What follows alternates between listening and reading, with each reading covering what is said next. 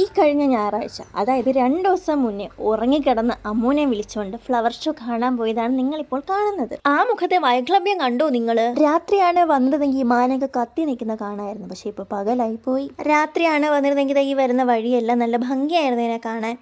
എന്ത് ചെയ്യാനാ, ഒരു വരവ് കൂടി വരേണ്ടി വരും. ഞങ്ങൾ പോയതേ ഞായറാഴ്ച രാവിലെ ആയിരുന്നു. 4-3-7 വരെ ഇങ്ങനെ കണ്ട് അത്ര തിരക്കുറവായിരുന്നു ഒന്നും. കാണാനൊക്കെ സാധനങ്ങൾ ഉണ്ടായിരുന്നു. കയറുന്ന വഴിയിൽ ദാ ഒരു പ്ലെയിൻ ഉണ്ട്, റൈറ്റ് ബ്രദേഴ്സ് ഉണ്ടാക്കിയതാണെന്ന് തോന്നുന്നു. അതേപോലെ ഉണ്ട്. ദാ ഈ ഒരു ഡ്രാഗനെ കണ്ടോ, ചൈനയിൽ ഇങ്ങനെ തുള്ളിക്കളിക്കുന്ന ഡ്രാഗനെ നിങ്ങൾ കണ്ടിട്ടില്ലേ?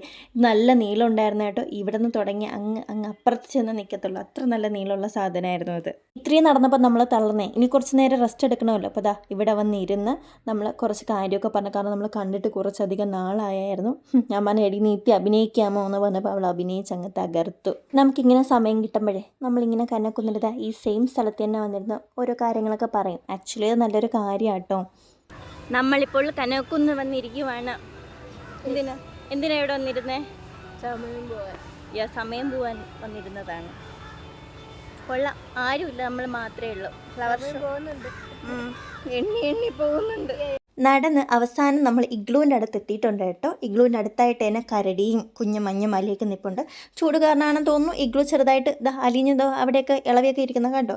നമ്മൾ ഫ്ലവർ ഷോയിലോട്ട് കടന്നിട്ടുണ്ട്. കയറുന്നതിന് മുന്നേ അവിടുത്തെ സെക്യൂരിറ്റി ചേട്ടൻ പറഞ്ഞു, തൊടരുത്, ഇരുന്ന് ഫോട്ടോ എടുക്കരുത്, പൂക്കൾ മണക്കരുതെന്നൊക്കെ പറഞ്ഞിട്ടാട്ടോ നമ്മൾ ഉള്ളിൽ കയറ്റി. നമ്മൾ ഓക്കെ ചേട്ടാ എന്ന് പറഞ്ഞിട്ടുണ്ട്. ഇതൊക്കെ കണ്ട് എങ്ങനെയാണ് തൊടാതിരിക്കാനും മണക്കാതിരിക്കാനും തോന്നുന്നത്. അതിൻ്റെ അടുത്തെത്തിയപ്പോഴേ നല്ല മണം അടിച്ചേറുന്നുണ്ട്. ഞാൻ പക്ഷെ തൊട്ടില്ല, ഇല്ല എന്നെക്കൊണ്ട് സാധിക്കും, ഞാൻ ഇതൊന്നും തൊട്ടില്ല കേട്ടോ. ഞാൻ ഇച്ചിരി അനുസരണമുള്ള കൂട്ടത്തിലാണ്. പിന്നെ ഇത് നമ്മുടെ കൊഴുപ്പുമല്ലേ, ഇത് കുറേ ഉണ്ടായിരുന്നു കേട്ടോ അവിടെ. കൊഴുപ്പുവാണെന്ന് തോന്നുന്നു, എൻ്റെ ഒരു നിഗമനം വെച്ചിട്ട് അത് കൊഴുപ്പ് തന്നെയാണ്. ഇതിൻ്റെ അടുത്ത് എവിടെയാണല്ലോ ഫ്ലാഗ് ഉള്ളതെന്ന് നമ്മൾ നോക്കിയപ്പോൾ കമ്പ് മാത്രമേ ഉള്ളൂ സുഹൃത്തുക്കളെ. ബാക്കി അടുത്ത വീഡിയോയിൽ